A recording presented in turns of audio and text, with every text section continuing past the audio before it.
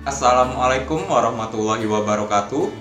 Perkenalkan, nama saya Dimas Prihandono dari Program Studi Pendidikan Kimia Fakultas Keguruan dan Ilmu Pendidikan Universitas Maritim Raja Ali Haji. Baik, pada kali ini saya akan menjelaskan mengenai materi kimia, yaitu reaksi substitusi, nukleofilik, dan juga reaksi eliminasi, di mana tugas ini merupakan tugas mata kuliah Kimia Organik Fisik bersama dosen pengampu Ibu Nina Adriani, BSc Hons MSc.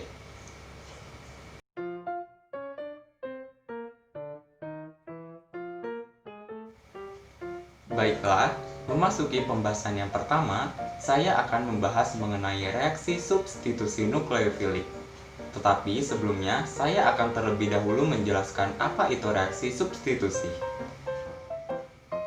Jadi, reaksi substitusi adalah reaksi pergantian atom atau gugus atom oleh atom atau gugus atom lainnya. Jadi, dalam reaksi substitusi, suatu atom atau gugus atom yang terdapat dalam rantai utama akan meninggalkan rantai utama tersebut, dan tempatnya yang kosong akan diganti oleh atom atau gugus atom yang lain. Kemudian, apa itu reaksi substitusi nukleofilik?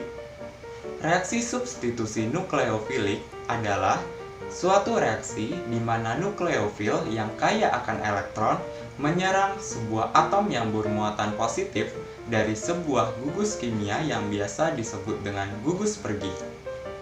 Nah, gugus pergi itu sendiri adalah gugus apa saja yang mudah diputus dari ikatannya dengan suatu atom karbon. Gugus pergi yang baik adalah anion stabil atau basa konjugat dan turunan dari asam kuat.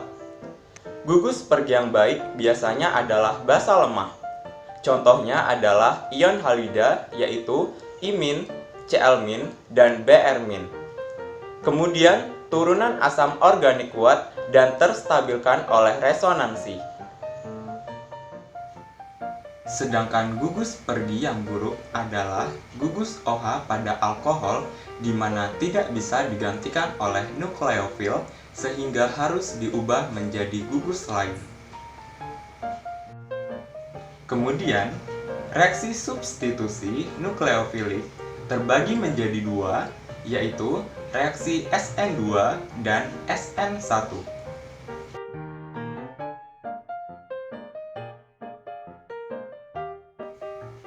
Dalam mekanisme reaksi SN2 hanya terjadi pada alkil halida primer dan sekunder.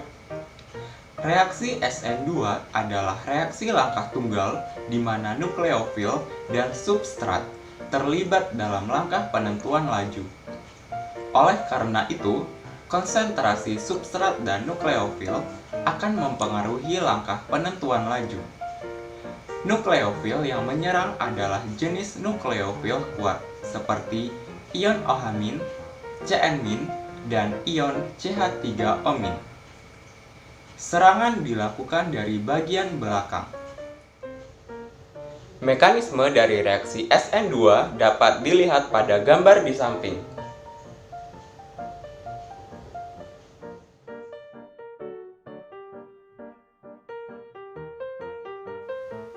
Kemudian, dalam mekanisme reaksi SN1 hanya terjadi pada alkil halida tersier.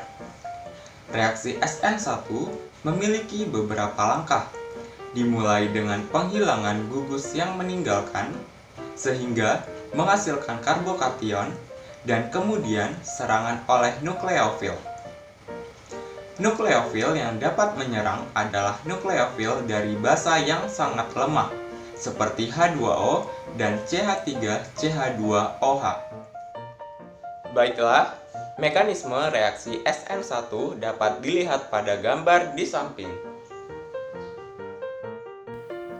Berikut ini adalah tabel perbedaan antara reaksi SN2 dengan reaksi SN1.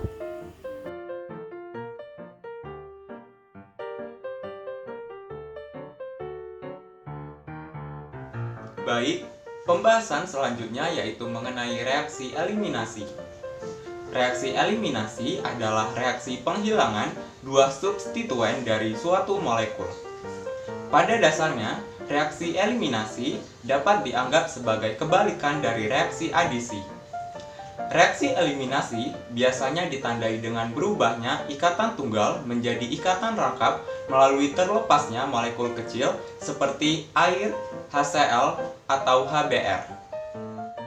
Pada umumnya, reaksi eliminasi mengikuti aturan Zaitsev. Aturan Zaitsev menyatakan bahwa atom H yang tereliminasi merupakan atom H yang terikat pada atom karbon yang paling sedikit mengikat hidrogen. Atau bisa juga dianalogikan sebagai yang miskin menjadi semakin miskin.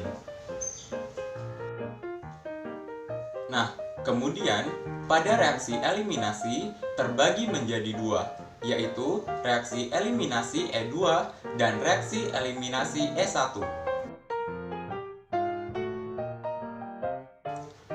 Reaksi eliminasi E2 merupakan reaksi eliminasi bimolekuler di mana reaksi E2 hanya terjadi dari satu langkah atau hanya terjadi proses satu tahap, yakni di mana ikatan karbon hidrogen dan karbon halogen terputus membentuk ikatan rangkap karbon. Kemudian, reaksi E2 terjadi pada alkil halida primer dan alkil halida sekunder. Reaksi ini hampir sama dengan reaksi SN2.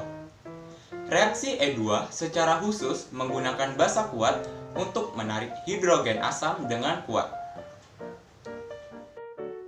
Pada reaksi eliminasi E2, nukleofil bertindak sebagai basa dan mengambil proton atau hidrogen dari atom karbon yang bersebelahan dengan karbon pembawa gugus pergi. Pada waktu bersamaan, gugus pergi terlepas dan ikatan rangkap dua terbentuk. Untuk lebih jelasnya, lihatlah gambar mekanisme reaksi E2 di samping.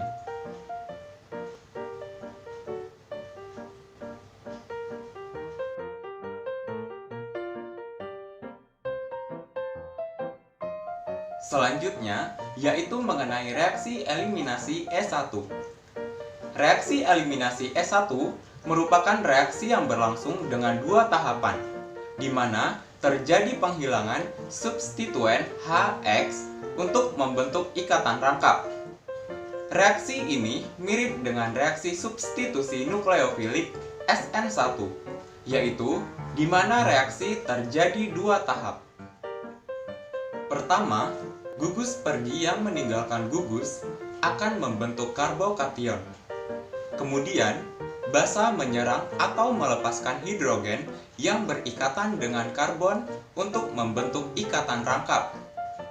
Untuk lebih jelasnya, lihatlah gambar mekanisme reaksi E1 di samping.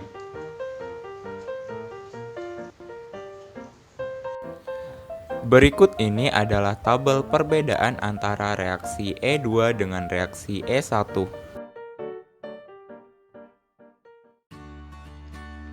Baik, cukup sekian yang dapat saya sampaikan.